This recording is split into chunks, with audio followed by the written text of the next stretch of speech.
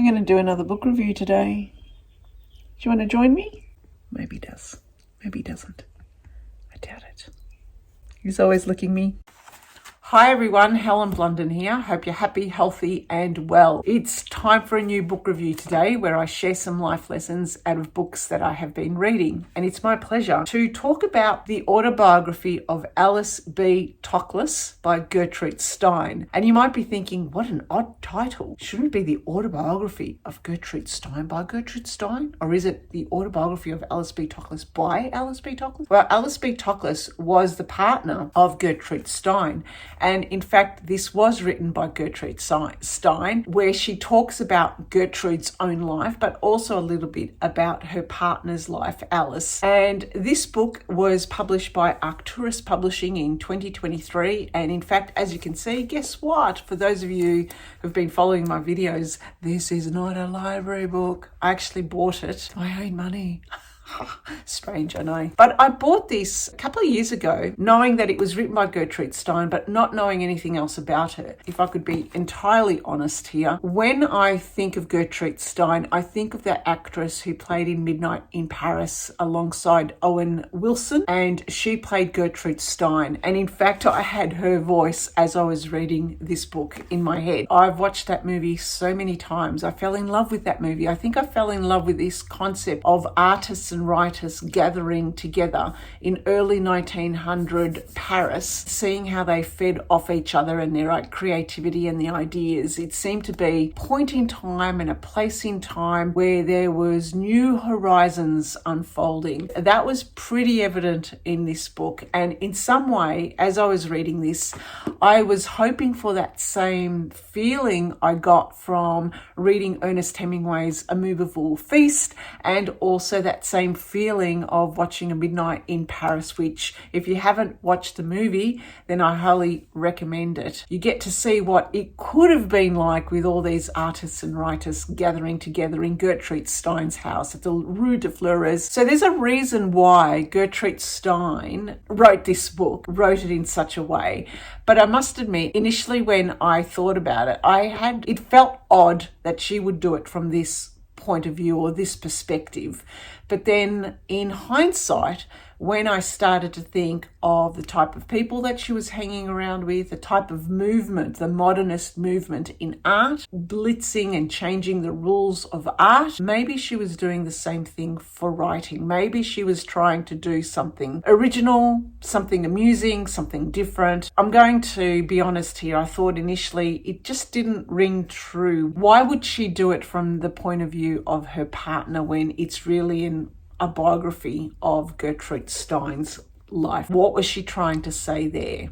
The only thing I could gather is the fact that she was trying to be different, modernist, much like the artists that she was around. This book was published in 2023 by Arcturus. When I went through it, there wasn't anywhere as to when it was originally published, and I had to look it up, and it was actually 1933. Gertrude Stein has written a few other books, but this one was her bestseller, and I could surmise that the reason it was her bestseller was that people are curious. People probably wanted to know what life was like in Paris at that time, and being around very creative people and creative artists who were pushing the envelope, so to speak, in their art. I think she was feeding off all these different ideas and creative ideas and different expressions, and she was probably feeding them into her own work, and maybe that's the reason why she did it this way. However, I'm going to put it out there to say that I didn't find her writing actually approachable. It felt quite repetitive at times, and it felt like a bit of a gossip chat, if you get my drift. A lot of her memories of the different times in Paris and her war years and what the volunteering she did during the war, and also the people that she met in her house, was more like gossiping, because there was a lot of name dropping in here, and there was a lot of different things that were quite ordinary, of what she did during her day, what she talked about, a tittle-tattle of being around not just the artists, but the wives of the artists. And poor Alice seemed to be the one who would make sure Gertrude was at the right time and the right place. Alice was the planner, the coordinator. Alice was the one who was behind the scenes making sure that Gertrude had a place and had her place in the spotlight, if you get my drift. However, I did find the writing a little bit repetitive, a bit smallish, in the sense that there weren't really big, grand ideas that I wanted to latch onto, which isn't bad. I wanted to listen in the gossip of Ernest Hemingway. In my head, I made him bigger than Ben-Hur. But it was really interesting to see how she interacted with these creative types, and in particular, how these creative types actually latched onto her. They were really genuinely interested in her observations, in her feedback, and they would listen to her. And this was really interesting for me, because how is she adding to the creative output? How is she adding to that? And all I could think about is that there are some people who gather creative entrepreneurial types around them, who gather thinkers, who gather artists, and who can converse with everyone despite their background, despite where they come from, could then glean different ideas and make connections, pathways into creating new ideas. And I think this is my assumption, that Gertrude Stein had this knack of being able to interact, gather those ideas, and then was able to give feedback to these artists. It was like she was a node in a network of people. And if you're a node in a network of people, it means you have access to the best ideas, the best skills, the best people, the best experiences, because she's a connector. That's how I read Gertrude, and that's how I think that's the reason why she was so attractive to these other artists, because she was the ideas person. Now, usually an ideas person is not the doing person, the person who actually does the work, the artist, the crafter. Maybe they do have a skill, or maybe they don't. Their skill is not in the task itself. Their skill is in the connections. And so maybe that was the reason why I found her writing so difficult to read, because that wasn't her true, in this book she calls it métier, that wasn't her true profession. I think she had something else, and that something else was being able to connect people to ideas, having a place where they showed all these different artworks by artists that they bought art from, so Matisse's, Picasso's, you name it. They would buy, and then they would display them on the walls of their home, and people would come from all over Paris to look at this artwork, and naturally for hours on end, long into the night, they would be talking about artwork, they would be talking about philosophy, they will be talking about life, they will be talking about things that make us human. And this is the other stuff that I loved about this book, is that I started to feel quite jealous of that. I would love to be around artists and people, and have people coming into the home and out again, and having access to these ideas. And some people would say, well, that's what social media is for. The whole connection, the networking, it happens online. But what we see here in this book, in early 1900s Paris, it happened around the house. There's been a few life lessons in here. I had to really extract them because a lot of it was really gossipy. The first lesson for me was how we seem to have lost that openness to discussion and conversation with our peers, and going into each other's homes and using our home and using what's in our home, our memory pieces, our artworks, our crafts, our skills or whatever, and somehow sharing those ideas with others, and not just sharing them with your own friends, but sharing them with people who come from different backgrounds and different skills and different talents, because that's the beauty of being able to access different ideas. It's having a diverse network of people around you. One of my life lessons was how we've lost this aspect of togetherness, also the art of conversation that goes long into the night, that conversation being done in a home, in a house, around food, around wine, around our things that we love around, and then that being shared across to other houses. I could be completely wrong. If you already do this and have a great network of people, real life people, obviously I'm talking about, then let me know. It gives me heart. I'm heartened to know that this still happens. And the second life lesson for me was the idea that we only have one métier, as I mentioned. It's written in such a way that it's as if Alice is talking about Gertrude, and she says she has never been able or had any desire to indulge in any of the arts. She never knows how a thing is going to look until it is done. In arranging a room, a garden, clothes, or anything else, she cannot draw any. She feels no relation between the object and the piece of paper.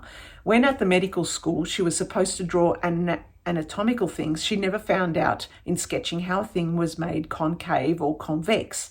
She remembers when she was very small, she was there to learn to draw and was sent to a class, and the children were told to take up a cup and a saucer at home and draw them, and the best drawing would have its reward, a stamped leather medal, and the next week the same medal would again be given to the best drawing.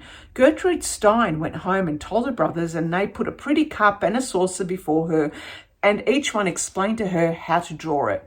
Nothing happened. Finally, one of them drew it for her, and she took it to the class and won the leather medal. And on the way home, in playing some game, she lost the leather medal. That was the end of the drawing class. She says, now this is a life lesson for me, she says, it is a good thing to have no sense of how it is done in the things that amuse you. You should have one absorbing occupation. And as for the other things in life, for full enjoyment, you should only contemplate results. In this way, you are bound to feel more about it than those who know little of how it is done. She's passionately addicted to what the French call métier, and she contends that one can only have one métier, as one can have only one language. Her métier is writing, and her language is English. So she focused her only on her métier. And my life lesson for me was, what is mine? I've spent 50 plus years trying to figure out what my purpose, my raison d'etre is. She may have thought that it was writing and the English language, and she loved the English language for writing. She wouldn't write in French. And so it made me think about, what is my métier? And the only way I could think about that is I'd have to think about all the different situations that happened into my life and the feedback I was getting from different people. And if that feedback was repeated over a period of time, then I thought, that's my reason. That is my purpose. That is what I'm there to do. In the past, people have told me that I seem to give them ideas as well. I seem to inspire them to do stuff. And sometimes it's a bit odd to me. Other times I think, yeah, it's what I do. Okay, maybe it is that way. But when I come to think about it, the reason I do that is because I'm a curious learner. I love to learn, and I'm always learning something new, and I'm always interacting with different people. And it was more so when I was across on social medias. I don't do it so much now. Instead, I use that cross connection between real life people in different communities and different things that I build, like book clubs and playing golf, participating in my local community. That was one life lesson for me. What is your métier? Share what you think is your métier. Another life lesson for me was I love this idea that she began to write these little vignettes, and she called them portraits. And what she did was she would write these little portraits of the various people that she would meet in her life. And it's kind of like a biography, but she would do it in an amusing way. And I thought, wow, that's great. And she'd write these out and then hand it to them like on a card, and they would read it, amuse themselves. And in some way, I think that's kind of like an artist. You know, when an artist paints your portrait or does a little caricature of you, and you get it and you have a bit of a chuckle. She was doing it in a writing format. That was her thing. And I actually quite like that idea of having these little portraits of people, her vignettes. Maybe this was her way of expressing her artistic nature, that difference in her writing, that difference while she was helping modernist artists, she was also being quite modern in her own writing, if that makes sense. That is all I have to say about Alice B. Toklas, the autobiography of Alice B. Toklas. It is a form of autofiction and written in such a different way, but I have to warn you, it's not very readable all the time. And I found at times my eye wanted to skip past some things because it started to become quite gossipy. If I could leave you with another lesson, a very quick lesson, again, it was on that same page, 93. 93 to me was everything had just all come into once. And she writes, observation and construction make imagination. That is, granting the possession of imagination is what she has taught many young writers. So I would say her métier wasn't writing, but it was this keen observation and construction of the links and the different pathways that created some kind of imaginative thinking, really creative ideas that she would then share to the other artists who then would be inspired to create their artworks. That was her métier, and that is something I would like to aspire to. I would like my métier to be that. Thank you for listening, and thank you for watching. Bye for now.